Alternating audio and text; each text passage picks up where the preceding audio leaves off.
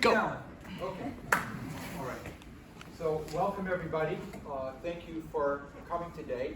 I would like to first of all thank you, all of you, for being a mom or a dad and pursuing a very special vocation. Many moms and dads would say, I couldn't be a priest. You know, I as a priest say, I couldn't be a mom or a dad. We all follow our calling by God, and I appreciate all that you do, and I recognize the fact that just by the virtue of the fact that you're here, that you want your children to grow in the faith. You want them to know God a little better, but at the same time, you might feel a little inadequate about having to do that yourself. So what I hope to do this afternoon is to show you that you're already doing a lot of good things and give you confidence, and to ask you to consider a couple of other things that you might want to incorporate into what you're already doing. So I'm not going to ask you to do anything extra, but I will be asking you to maybe think about things a little differently and then maybe make an adjustment based on that. So today we're talking about living as a disciple. And so the first part of our time together, I'm going to go a little heady because that's what I do. I have no hair, so my head sticks out and I get a little heady. So I'm going to talk a little bit about what discipleship is. And then in the second part, I'm going to move into some very practical, hopefully simple ways that a discipleship can be lived out in our families. And because I'm a priest and not a mom or a dad, it's like I'm just shooting it out there. I hope that I get at least the corner of the plate when I throw it out to you. I hope it's not like way outside or way high or anything like that. I hope I'm within the zone, okay? May not be dead red, but it will be down the center, but I'm hoping that at least I hit the corner, at least. So, okay. So, first of all, let's just consider something about what discipleship is. Discipleship involves imitating the pattern of Jesus' life by openness to God's will in the service of others. Imitating Jesus by being open to God and being expressed in service to others. And this is what gets to the heart of the matter. The intrinsic meaning of discipleship is the notion of following. The disciple shares his or her life with the master, the one that they are following. So for Christians, Jesus is the master. Don't call him Lord for nothing. He is the master, and we try to live our lives according to the master. And Jesus always says, follow me. That's discipleship language. Okay?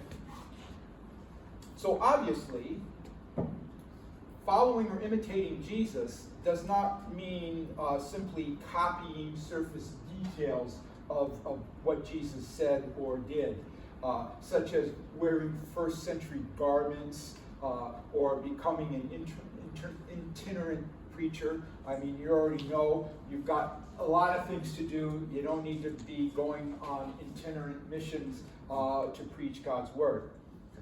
Imitating Jesus means that Christians are to shape their own lives in the pattern of Jesus.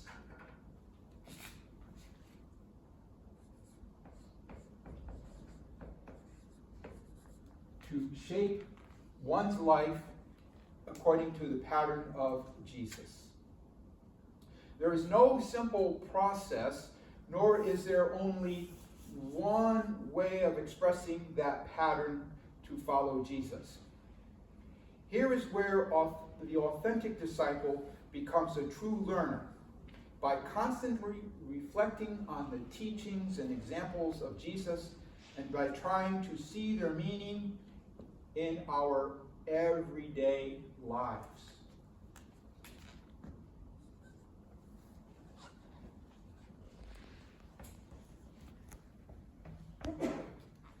These two words will guide us in our consideration of discipleship, a process of shaping and shaping in an everyday kind of way.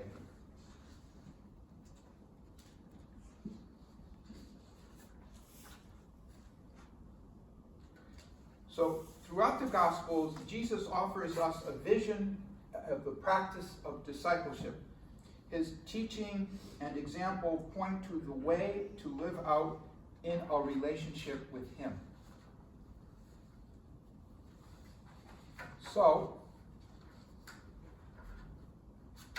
instead of me telling you what discipleship is, because I can go on, and since Jesus is our master, I figure it would be good to learn what discipleship is by learning from the man himself. So we're going to listen to what Jesus has to say about disciples and then try to figure out what he's trying to say.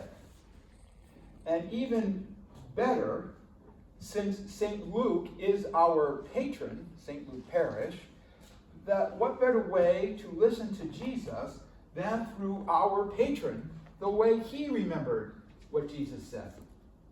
So I'm going to read to you a passage from the Gospel of Luke of a question that a lawyer had about discipleship. I'm going to read it once to you, then I'm going to ask you a couple of questions, goes up there. Then I'm going to read it to you again.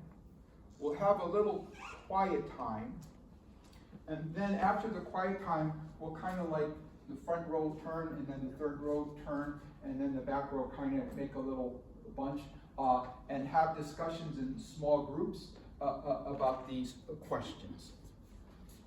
You can look at the questions now, but I will officially introduce them to you, but it might help shape how you listen to this passage, okay? From the Gospel according to Luke. The lawyer asked Jesus, "And who is my neighbor?" Jesus replied, "A man was going down from Jerusalem to Jericho and fell into the hand of robbers, who stripped him, beat him, and went away, leaving him half dead. Now, by chance, a priest was going down that road, and when he saw him, he passed by on the other side. So likewise, a Levite, when he came to the place and saw him, passed by on the other side. But a Samaritan, while traveling, came near him, and when he saw him, he was moved with pity. He went to him and bandaged his wounds, having poured oil and wine on them.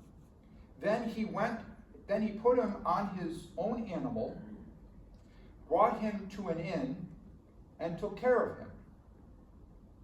The next day he took out 2 denarii, gave them to the innkeeper, and said, 'Take care of him, and when I come back, I will repay you whatever more you spend.' Which of these 3 do you think was the neighbor to the man who fell into the hand of the robbers?" The lawyer said, "The one who showed him mercy."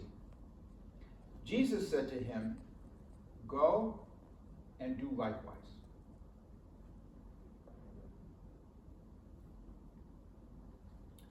So here are some questions that I would like you to think about and discuss about the passage.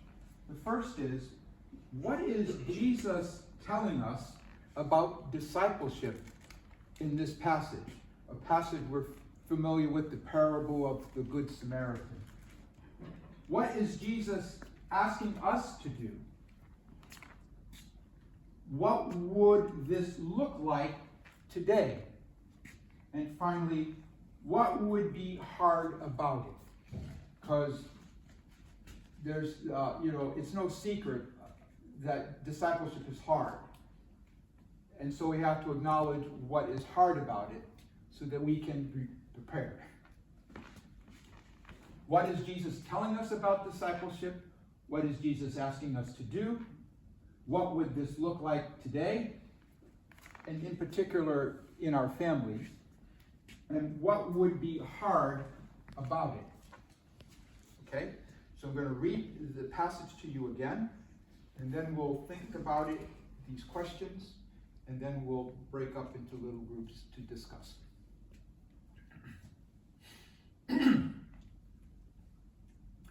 The lawyer asked Jesus, "And who is my neighbor?" Jesus replied, "A man was going down from Jerusalem to Jericho and fell into the hands of robbers, who stripped him, beat him, and went away, leaving him half dead. Now, by chance, a priest was going down that road, and when he saw him, he passed by on the other side. So likewise a Levite, when he came to the place and saw him, passed by on the other side. But a Samaritan, while traveling, came near him, and when he saw him, he was moved with pity. He went to him and bandaged his wounds, having poured oil and wine on them. Then he put him on his own animal, brought him to an inn, and took care of him. The next day he took out 2 denarii, gave them to the innkeeper, and said, 'Take care of him, and when I come back, I will repay you whatever more you spend.' Which of these 3 do you think was neighbor to the man who fell into the hands of the robbers?"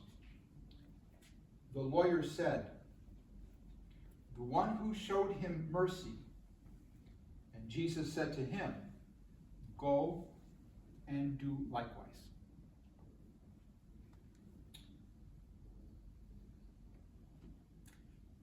Let's take a minute to let it soak in, and then I'll let you know when we'll break into group.